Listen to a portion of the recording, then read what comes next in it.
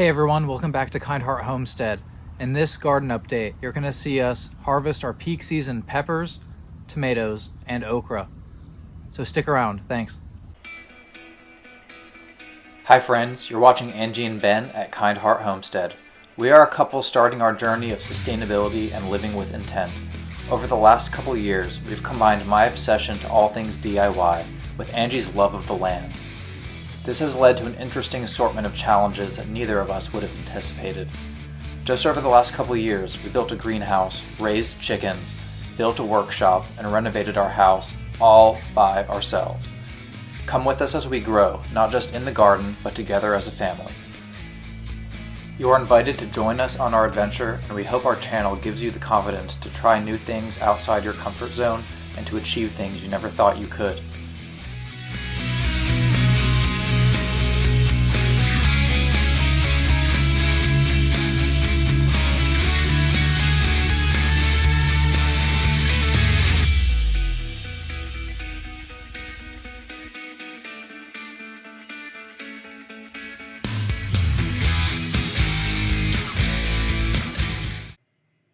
I'll start off this month's garden update with some tomato harvesting. We have several varieties that are starting to ripen now that the worms have been eliminated. We have Red Cherry, Roma, San Marzano, Brandywine, Super Sioux, Sweetie, and some Tomatillos as well. It looks like our Sun Golds have pretty much wrapped up for the summer, and we don't have any of those anymore. Angie really enjoys sweet corn, so she went ahead and planted a couple more corn cob stalks in her little corn patch in the front yard. And this is a sweet corn variety. We do have to keep it separate from our popping corn, otherwise they can cross-pollinate each other.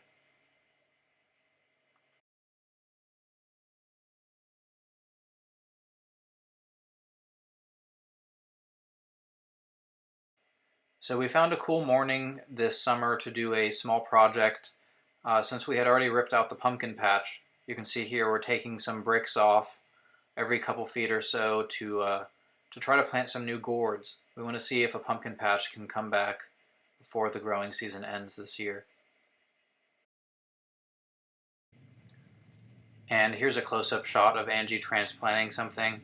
I believe this one might be a cucumber, but we'll just have to wait and see if it survives.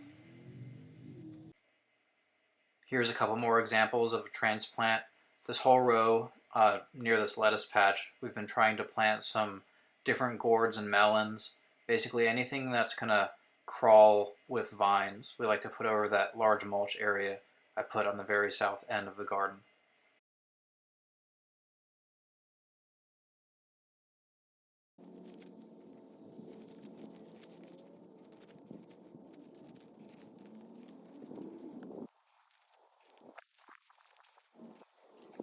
We have another available place in the garden just next to the okra crops. And this area is where some of our cucumbers were. But since I ripped those out of the ground because they were done, Angie decided to plant some bush beans over here. So we'll see if those grow anything or not, or if the deer eat them. We're hoping for a good harvest.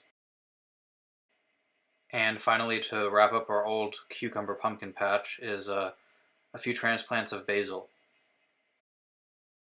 This area was already prepped and ready to go. I had a simple scrap 2x4 over the holes to keep the grass from growing. Our featured crop of August so far has been our peppers. We have hundreds of peppers out on the plants, and these are the biggest pepper trees that I've ever seen, and obviously the biggest we've ever had. I regularly bring these gallon buckets out there and fill them up and just have to go in, empty them out, bring them back because I ran out of container space. But take a look at what I'm getting here. These are the peppercini plants, and we can easily fill up 2 gallons of peppercinis when the plant's fully covered, and this is the second time we've done that. The peppercinis are pretty good for pickling, but another one of our favorites here is the Hungarian wax peppers, which may also be banana peppers. I don't know if they're the same or not, but we can still slice these up and pickle them, or we can just eat them as a snack or throw them in a stir fry. They're pretty versatile pepper.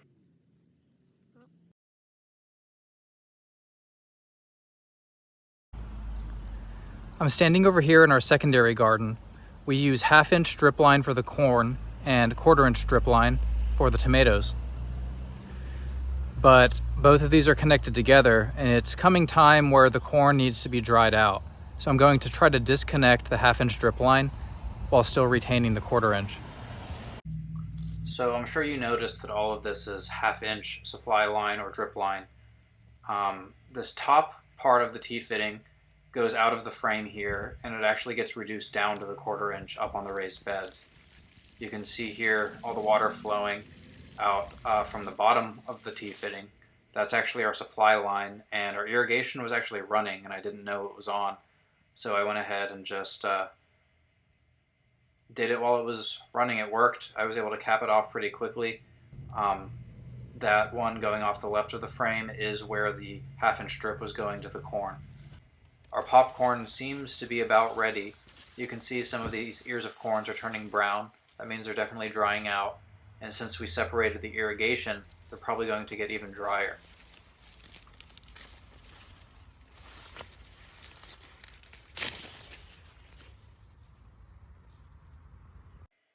Last year we noticed that keeping them out in a damp environment subject to thunderstorms causes the cobs to get a bit moldy. So I'm focusing on quality over quantity here, trying to make sure we save the best ones and move them into the house to preserve them and to dry them out. Here I'm harvesting only about 20 ears of corn, and I'm rejecting those that have any mold or bugs in them. The only exception is the worms. They're basically these caterpillars that stay pretty much just at the end of the cob, and if they've only damaged that end section, I can feed the worm to the chickens and just break off that part of the cob that the worm was in, and I can usually salvage most of the corn cob that way.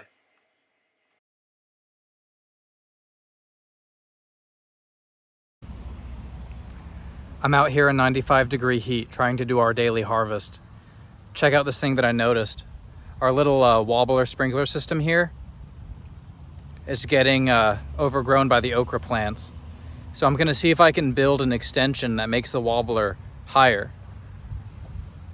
So we got a 10-foot length of 1/2-inch PVC at the store.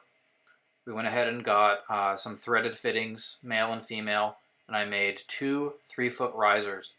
Essentially, we unscrew the wobbler from the top of our threaded irrigation mount that's out in the garden, and I'm able to extend it however long I want, just using threads, pipe threads on both ends of the pipe.